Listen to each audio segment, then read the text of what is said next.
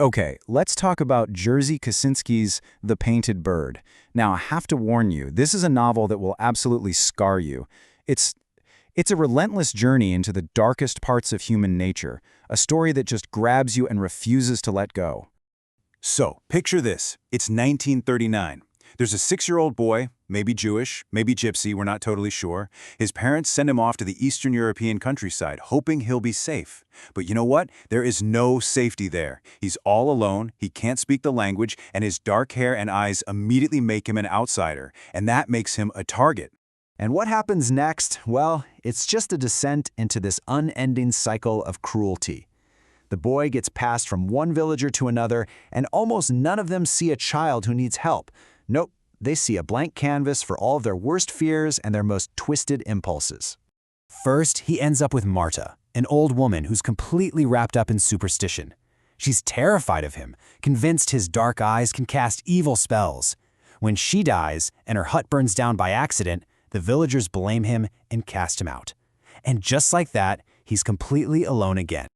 He then finds some shelter with a miller, only to witness something just unimaginably brutal. The miller, just consumed by jealousy, gouges out a plowboy's eyes with a spoon, and he forces the boy to watch the whole thing. So he flees again, right? And he falls into the hands of a carpenter, with this bizarre, terrifying belief. He thinks the boy's dark hair and eyes attract lightning.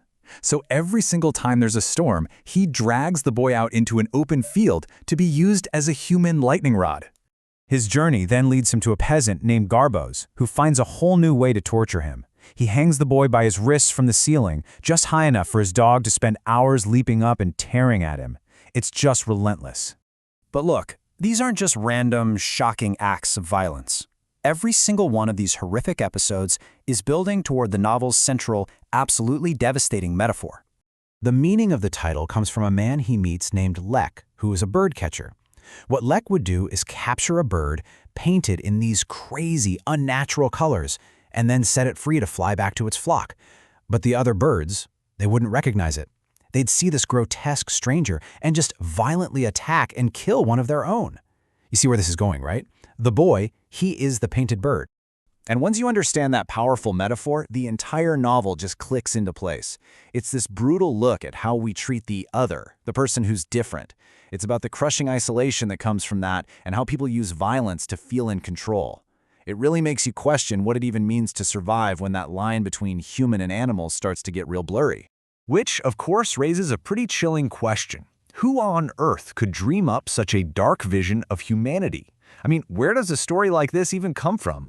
Well, meet the author Jerzy Kosinski. He was born in Poland in 1933. He was a Jewish child who actually survived the Holocaust using a false identity. So he saw the horrors of war firsthand before moving to the US. And this is where the story behind the book gets just as complicated and controversial as the book itself.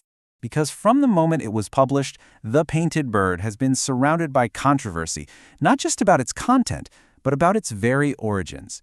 So, in the book's afterword and in official statements, Kosinski was always very clear. He said, look, this is fiction. It's a metaphor for the human condition. It is not a direct account of my life.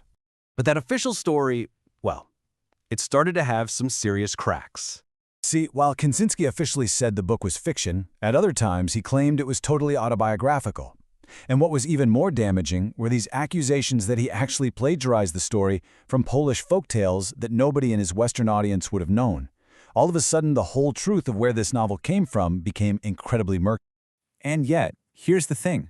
Despite all the controversy, all the questions about its authenticity, the novel's power has not faded one bit. You could even say the debate has become part of its legacy. At the end of the day, whether it's fact, fiction, or some really disturbing mix of both, the power of The Painted Bird is just undeniable. It forces us to look at a really uncomfortable truth, that the potential for this kind of cruelty is inside all of us. It's a haunting, unforgettable look at the cost of survival and the deep, deep pain of being the one who doesn't belong. And that really leaves us with a lingering question, doesn't it? Does a story lose its power if we find out its origin might be a lie? Or can the emotional truth of a work like The Painted Bird be so strong that it transcends the facts of how it was made? Something to think about.